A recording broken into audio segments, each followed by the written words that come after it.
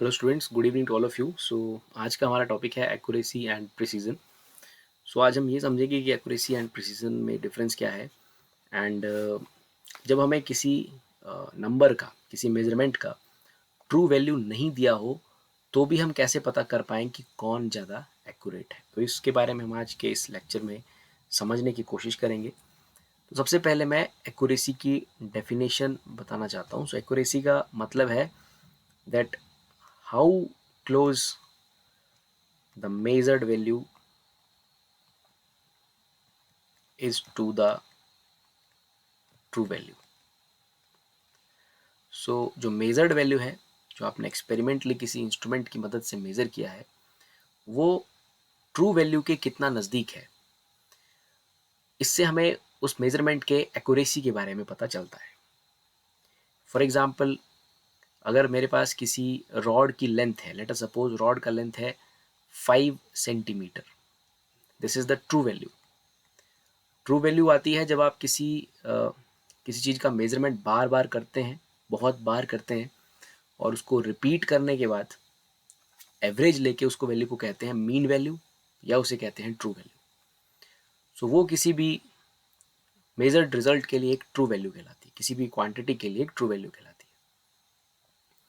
अब मैंने किसी रॉड को मेजर किया था, बहुत बार मेजर किया था, उसका मीन वैल्यू जो 5 सेंटीमीटर आया, तो हमने कहा कि ये इसकी ट्रू वैल्यू है। अब कोई मेजरमेंट करता है उस रॉड का और वो निकालता है 4.9 सेंटीमीटर, एंड कोई दूसरा निकालता है 4.5 सेंटीमीटर मेज़र करके। तो जो वैल्यू ट्रू वैल्यू के नज़दीक है, सबसे नज़दीक है, वो मोस्ट एक्यूरेट होगी। जैसे कि for example 4.9 is more close to the true value, so 4.9 is more accurate in comparison to 4.5. So that is the meaning of accuracy. How close the measured value is to the true value can give us the knowledge of accuracy of a measurement. और इसके बाद हमारे पास साथ में जो दूसरी term लिखी गई है, प्रिसीजन। प्रिसीजन बेसिकली डिसाइड होता है किसी इंस्ट्रूमेंट के लीस्ट काउंट से। मीन्स जिसका जो लीस्ट काउंट है, जितना कम से कम होगा, स्मॉलर द लीस्ट काउंट। ये जो प्रिसीजन है ये डिसाइड होता है लीस्ट काउंट से इंस्ट्रूमेंट के। तो smaller the least count, precise is the value, उतना ज़्यादा ही आपका मेजरमेंट प्रिसाइज होगा। जैसे कि फॉर एग्जांपल लाइक यहाँ पर 5 सेंटीमीटर से ही मैं लेने की कोशिश करता हूँ, तो ये ट्रू वैल्यू थी किसी की दी हुई। किसी ने एक मेजरमेंट किया है 4.9 सेंटीमीटर, किसी ने एक मेजरमेंट किया है 4.8888 सेंटीमीटर। सो यहाँ पर बेशक 4.9 is like the accurate value, but 4.8888 decimal के बाद 4 प्लेसेस तक इसका मेजरमेंट किया गया है, so this is more precise. तो ये मोर प्रिसाइज यहाँ पर होती है। सो जिसमें आपका जो काउंट है वो कम से कम जब हो सके किसी इंस्ट्रूमेंट का, तो वो इंस्ट्रूमेंट ज़्यादा प्रिसाइज रिजल्ट आपको देता है। मीन्स आपने यहाँ पर डेसिमल के 4 प्लेसेस तक जाके मेजरमेंट किया है, भले ये यहाँ पर वैल्यू इस पर्टिकुलर केस के लिए एक्यूरेट नहीं है, लेकिन प्रिसीजन की बात की जाए तो ये 4.888 इज मोर प्रिसाइज। मीन्स इसे जिस इंस्ट्रूमेंट से मेजर किया गया है उसका जो लीस्ट काउंट है, इट इज लाइक 0.001 सेंटीमीटर। तो इस रेजोल्यूशन तक जाके वो मेजरमेंट कर सकता है। तो हम दूसरी तरह से भी प्रिसीजन की डेफिनेशन दे सकते हैं, लाइक कि कितने रेजोल्यूशन तक, कितना आप किसी रीडिंग को रिजॉल्व कर सकते हो, दैट इज द प्रिसीजन। सो अब हम बात करेंगे कि हमारे पास कई बार कुछ ऐसी मेजरमेंट्स भी होती हैं जहाँ पर हमें ट्रू वैल्यू नहीं दी जाती है। तो प्रिसीजन को देखना है तो प्रिसीजन को देखना तो बड़ा ही आसान है, लेकिन एक्यूरेसी कई बार किन्हीं क्वेश्चंस में हमें ट्रू वैल्यू नहीं पता होती है और उसके बावजूद भी हमें एक्यूरेट वैल्यू का पता करना रहता है। तो हम उसके बारे में थोड़ा समझेंगे भी।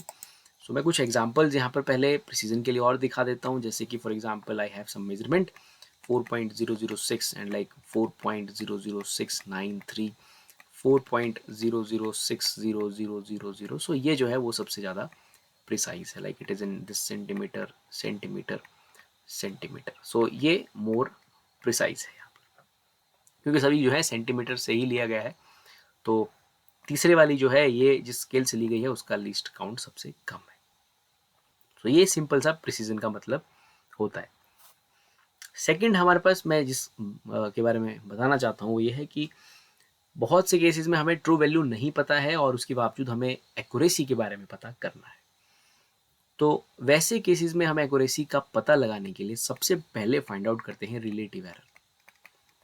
और अगर किसी मेजरमेंट में रिलेटिव एरर लीस्ट है, कम से कम है, सो वो मेजरमेंट एक्यूरेट कहलाती है। मीन्स अगर किसी क्वेश्चन में आपको ट्रू वैल्यू का नॉलेज नहीं है, ट्रू वैल्यू आपको नहीं गिवन दे के रखी है, तो आपने वहाँ पर रिलेटिव एरर फाइंड आउट करना है। And using that relative error आप आसानी से बता सकते हैं कि कौन ज़्यादा एक्यूरेट है। तो अगर रिलेटिव एरर कम होगा, जिसमें कम होगा वो ज़्यादा एक्यूरेट होगी। तो मैं एक एग्जांपल लेता हूँ यहाँ पर। सो फॉर एग्जांपल हमारे पास कोई लेंथ है जिसे पहली जो उसकी वैल्यू है वो दिखाई गई है, एक रीडिंग हमारे पास दे के रखी है, इट इज़ 3.00 सेंटीमीटर। और एक और लेंथ हमारे पास है जो इस तरह से दिया गया है 0.003 मिलीमीटर। एंड एक और लेंथ हमारे पास दे के रखी है 30.00 मिलीमीटर। और कहा गया है कि कौन में सबसे ज़्यादा एक्यूरेट है। तो हम जाएंगे रिलेटिव एरर फाइंड आउट करने के लिए। So relative error in length is delta L by L. So delta L means absolute error, so that must be equal to the least count of the instrument. So ये जो instrument आपको दिख रहा है इसका लीस्ट काउंट है 0.01 and L is there 3।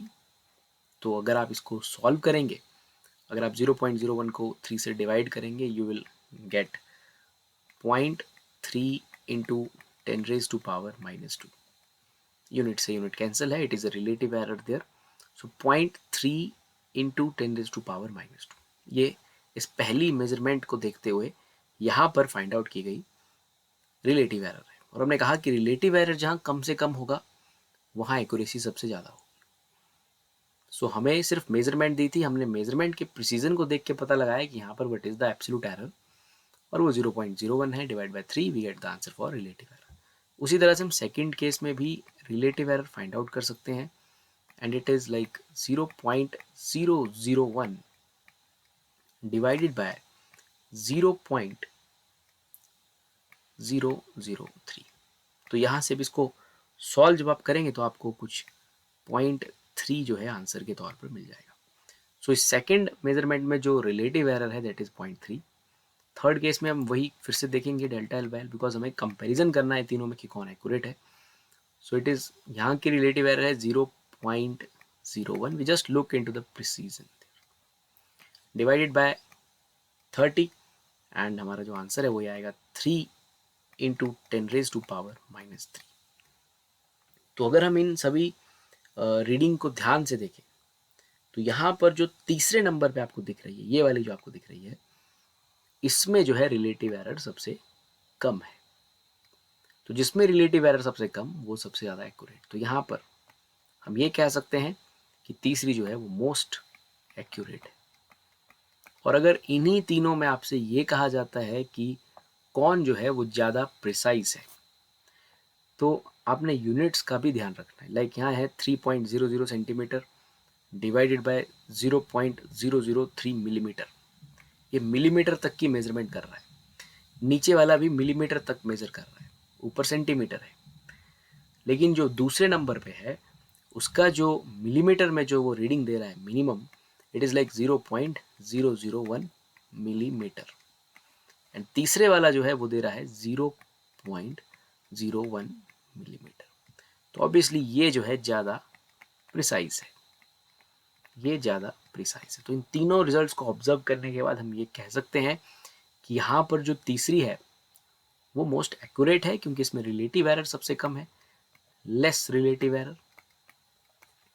लेकिन अगर हम दूसरे की बात करें वो ज़्यादा प्रिसाइज है, ये उसका प्रिसीजन है up to 0.001 millimetre. So I just hope आप समझ पाए होंगे कि एक्यूरेसी और प्रिसीजन का क्या मतलब है, एंड बिना ट्रू वैल्यू के भी हम कैसे किन्हीं गिवन मेजर्ड रिजल्ट्स का एक्यूरेसी फाइंड आउट कर सकते हैं।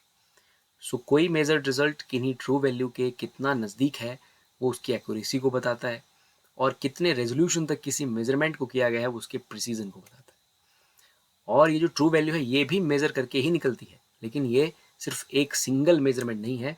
किसी भी चीज़ के ऊपर स्टैंप लगा दी जाती है कि इसका ट्रू वैल्यू है, वो तब आएगा जब आप उसको बार बार रिपीट करके उसका एवरेज या मीन लेंगे। So that is the true value. फिर उसे डेजिग्नेट किया जाएगा कि ये इस इंस्ट्रूमेंट का, इस रॉड का, इस शीट का, ये इस तरह का कुछ ट्रू वैल्यू है। And then you do your own measurements and compare with that true value and get your accuracy. And ये दोनों टर्म्स के बीच में डिफरेंस है। आई जस्ट होप कि आपको ये वीडियो में जो बात कही गई है वो समझ आई होगी। With that, thank you very much.